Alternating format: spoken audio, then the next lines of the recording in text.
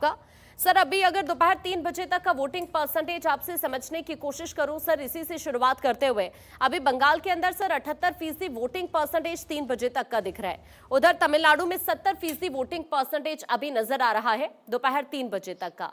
अभी हालांकि सर महज हम कह सकते हैं कि 2.5 से 3 घंटे का वक्त बाकी है अभी, लेकिन अभी की जो करंट सिचुएशन इस वक्त सर नजर आती है वोटिंग परसेंटेज की अगर हम बात करते हैं, तो आप कैसे देख रहे हैं, क्या इशारा करते हैं सर ये वोटिंग परसेंटेज?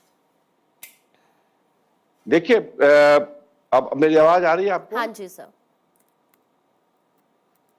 मेरी आवाज आ रही है आपको? बिल्कुल सर, आपकी आवाज मिल रही है मुझे। देखिए, तमिलनाडु का जहां तक स्थिति है, तमिलनाडु में उतना कांटे का टक्कर तो मुझे नजर नहीं आ रहा है। और तमिलनाडु में चूंकि जो बीजेपी है, बीजेपी वहां फाइट में भी नहीं है सरकार बनाने के लिए। लेकिन जहां तक बंगाल की बात है, अगर बंगाल में अगर आप देखेंगे तो बंगाल में कांटे का टक्कर है दोनों पार्टी के बीच में। और एक सीधा सीधा इंडिकेट कर रहा है कि सिर्फ इन्हीं दोनों पार्टी के बीच में डायरेक्ट फाइट है। न तो वहां पे आपको बीच में लेफ्ट नजर आ रहा होगा, न तो आपको वहां पे बीच में कांग्रेस नजर आ रहा होगा।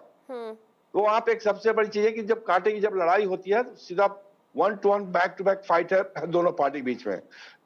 और ज्यादा पोलिंग, देखिए हमको लग रहा है कि बंगाल में मतदान खत्म होते होते कहीं 84% के आसपास मतदान पहुंच नहीं जाए, क्योंकि दोनों पार्टी अपने अपने मतदाता को वहां पे बूथ पे पहुंचाने के लिए लगे हुए बहुत जोर शोर से, चाहे तृणमूल कांग्रेस हो चाहे बीजेपी हो। और बाकी जो सबसे बड़ा फैक्टर है कि आप देखेंगे कि पिछला इलेक्शन में जितना गोला बम बारूद मारपीट आपस में हुआ था बंगाल के अंदर, उतना इस बार इलेक्शन में नजर नहीं आ रहा है। छीटपुट घटना 2-4 आप छोड़ दीजिए, ये तो पिछला बार का आप देखेंगे तो बहुत ज्यादा बड़े पैमाने पे जो आप हिंसा हुआ था। लेकिन बंगाल में आपको ये भी देखना पड़ेगा कि इलेक्शन खत्म होने के बाद बंगाल में बड़े पैमाने पे हिंसा होती है। आपको पता होगा कि पिछली बार ही बंगाल में बड़े पैमाने पर हिंसा हुआ था। और हमको लगता है कि इलेक्शन कमीशन को भी इस बार देखना चाहिए कि जब चुनाव खत्म हो जाए तो पोस्ट पोल चुनाव के बाद, यानी चुनाव के बाद किसी तरीके का हिंसा नहीं हो, चाहे किसी भी पक्ष के मतदाता हो उनके साथ किसी भी तरीके का हिंसा जो है वो नहीं होना चाहिए। और इसके लिए चुनाव कमीशन को जो है नजर रखना चाहिए, क्योंकि पिछला बार बहुत बड़े पैमाने पर हुआ था, आपको याद होगा बंगाल के अंदर। तो ये सब चीजें भी देखने वाली हो कि इलेक्शन खत्म होने के बाद बंगाल की स्थिति कैसी है। बिल्कुल सर, और अभी भी कई जगहों से इस तरह की तस्वीरें सामने आ रही हैं जहां पर बीजेपी के और टीएमसी के कार्यकर्ता भिड़ गए, कई जगहों पर बीजेपी उम्मीदवार पर हमला कर दिया गया है। इस तरह की तस्वीरें दिख रही हैं। मैं आपके पास वापस लौट रही हूँ। सर्वेश पाठक, राजनीतिक विश्लेषक, इस वक्त हमारे साथ जुड़ चुके हैं। बहुत स्वागत करती हूँ सर्वेश जी आपका भी। अभी जो 78% टर्नआउट यहाँ पश्चिम बंगाल के अंदर नजर आ रहा है, अगर पिछले 2 चुनावों की हम बात करते हैं तो लगभग 80% मतदान हुआ है पिछले दोनों ही चुनाव में। इससे पहले का अगर वोटिंग परसेंटेज देखते हैं, और अभी 3 बजे तक का वोटिंग परसेंटेज 78% जो सर्वेश इस वक्त दिख रहा है, क्या इशारा करता है, ये किसके लिए फायदेमंद साबित होता है वर्णक्रम?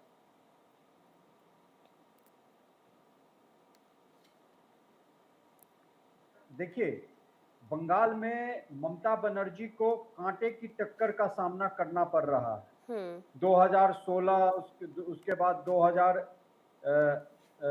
2021 की तरह केक वॉक ममता बनर्जी के लिए नहीं है। बीजेपी 2 से 77 पे पहुंची। आप वोटिंग प्रतिशत अगर इनका देखेंगे तो 49% टीएमसी का रहा जीतने का, बीजेपी का 39% मात्र 10% का वोट शेयर का है। और ये 10% का वोट शेयर इधर उधर कहीं भी जा सकता है, क्योंकि ममता बनर्जी के खिलाफ इस बार जबरदस्त एंटी इनकम्बेंसी है। वहीं आप देखेंगे कि बीजेपी का शासन जहां होता है, असम में चुनाव हो चुके हैं, पुडुचेरी में चुनाव हो चुके हैं, वहां पे एनडीए का शासन है। अगर बम्पर वोटिंग भी होती है तो वो बीजेपी के पक्ष में जाती है। और यहाँ पे देखिए बंगाल का राजनीति का ये कहा जाता है कि जैसे रसगुल्ले की जो चाशनी होती है, आपके कपड़े पे गिर जाए तो हटती नहीं है, चिपट जाती है। उसी तरह बंगाल की राजनीति में जो पार्टी आता है चिपट जाता है वहां से। लेफ्ट का देखिए 34 साल का शासन रहा, कांग्रेस का 20 साल का शासन, ममता बनर्जी 15 साल से है। तो ये वहां की राजनीति में कुछ अलग है, लेकिन हर का शासन का अंत हुआ है।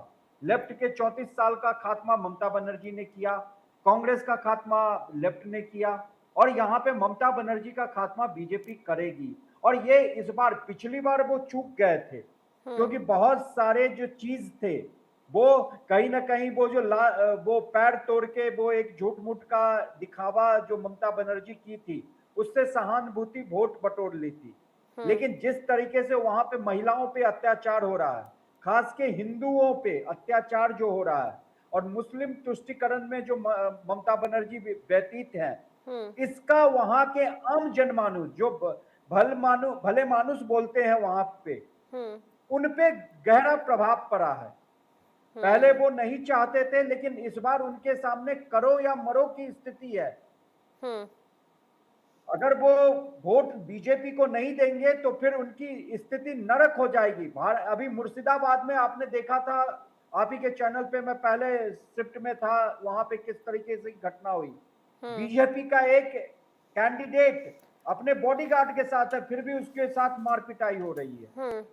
तो आप अंदाजा लगा सकते हैं कि टीएमसी के गुंडे कितने वहां पे मतलब प्रभावी तरीके से काम कर रहे हैं।